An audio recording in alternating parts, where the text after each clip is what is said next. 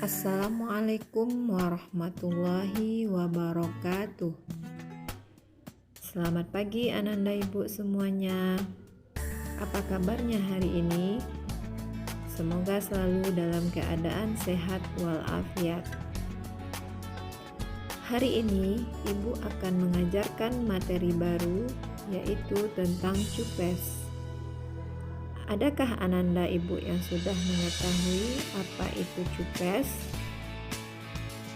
Untuk lebih jelasnya, silakan Ananda simak penjelasan Ibu berikut ini. Adapun tujuan pembelajaran kita pada materi CUPES ini adalah melalui mengamati, menanya, mengumpulkan data, menalar, dan mengkomunikasikan, peserta didik mampu 1. Menjelaskan pengertian CUPES dengan tepat, 2.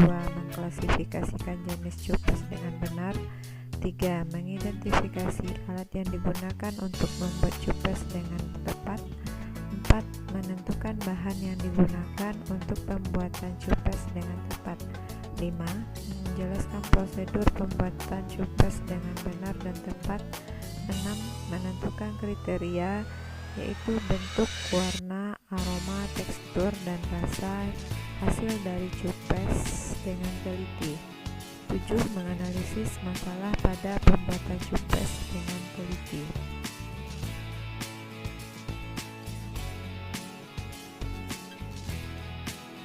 Materi yang akan kita bahas pada kali ini adalah pengertian dari CUPES, fungsi dari CUPES, klasifikasi CUPES, alat dan bahan yang digunakan untuk membuat CUPES, prosedur pembuatan CUPES, kriteria hasil dari CUPES, dan masalah yang terjadi dalam pembuatan CUPES.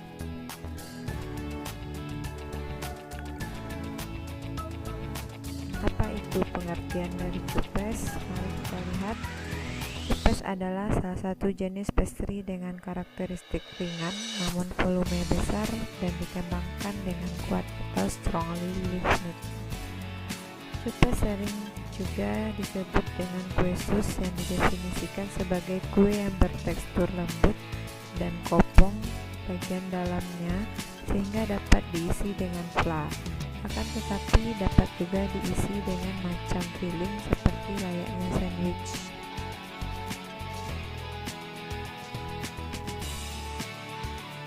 Adapun fungsi dari CUPES yang pertama itu dapat dijadikan snack atau makanan ringan. Yang kedua, dapat berfungsi sebagai makanan penyela atau makanan pendamping. Kemudian yang ketiga itu berfungsi sebagai makanan penutup atau dessert. Selanjutnya, adapun klasifikasi dari CUPES yaitu yang pertama dapat dilihat dari bentuknya, yang ketiga dapat dilihat dari isinya, yang ketiga dapat dilihat dari metode pemasakannya. Berdasarkan bentuknya, CUPES terdiri dari dua, yaitu yang pertama eclair. Eclair biasanya itu berbentuk panjang. Kemudian yang kedua adalah cream puff. Untuk cream puff ini biasanya berbentuk bulat.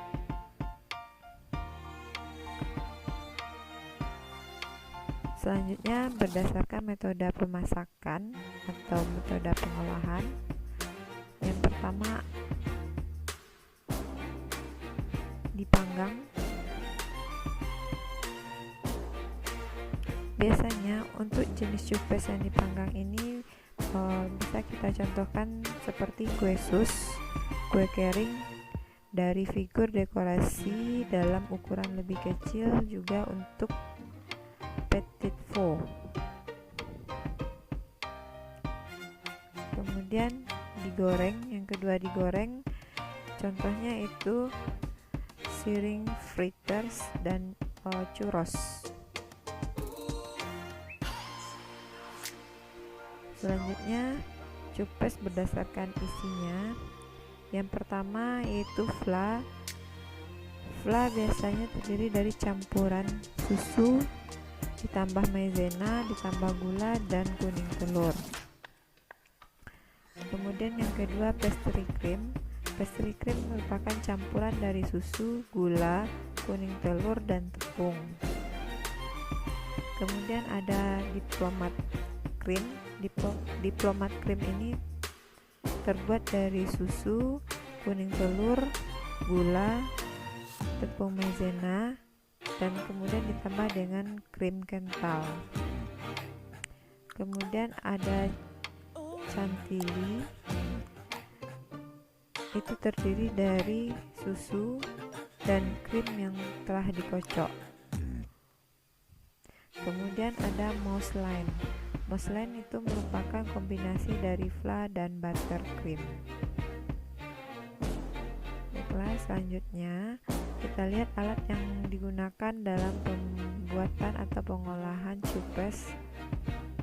Yang pertama timbangan, kemudian ada sospen, kemudian ada sendok kayu atau wooden spatula, kemudian ada gelas ukur, kemudian ada kom, kemudian ada mixer, ada plastik segitiga atau piping bag, kemudian ada spuit, kemudian kuas, kemudian loyang atau cetakan, selanjutnya oven. Berikut bahan yang digunakan dalam pembuatan cupes. Yang pertama itu ada air. Biasanya air yang kita gunakan bisa air biasa ataupun susu cair. Kemudian ada lemak. Berikutnya tepung terigu, telur, dan baking powder. Prosedur pembuatan cupes. Yang pertama itu merebus. Yang direbus adalah air bersama dengan garam dan lemak. Itu direbus hingga mendidih. Setelah mendidih, kita masukkan tepung terigu, kita aduk sampai dia menjadi kalis. Kemudian setelah adonannya dingin, kita tambahkan telur secara satu persatu. Kemudian kita cetak menggunakan piping bag yang telah ujungnya telah diberi dengan spirit. Kemudian baru kita bisa memanggang cupes tersebut. Setelah matang, cupes kita dinginkan dan kita keluarkan dari cetakan, kemudian baru kita bisa dapat mengisinya. Selanjutnya kita lihat kriteria hasil cupes. Kriteria hasil cupes yang baik, yang pertama kita lihat dari kulitnya, itu memiliki dasar yang tidak basah, bentuk kokoh atau tidak lunak, bagian tengah kosong, warna kuning keemasan. Dilihat dari isinya atau pastry cream,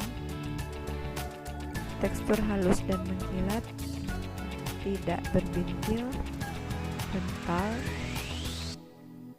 warna kuning.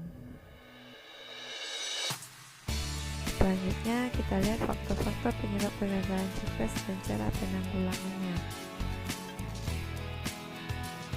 Yang pertama, biasanya hasil cair ini disebabkan karena terlalu banyak penggunaan telur.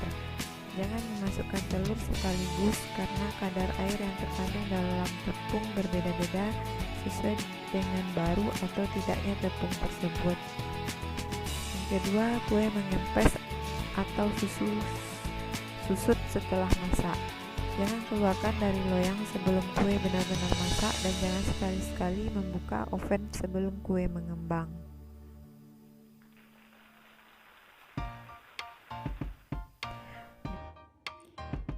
Nah, demikianlah materi yang Ibu sampaikan hari ini. Semoga materinya mudah Ananda pahami.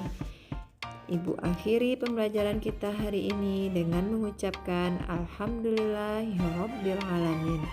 Terima kasih sudah bergabung. Akhir kata Ibu ucapkan Assalamualaikum warahmatullahi wabarakatuh.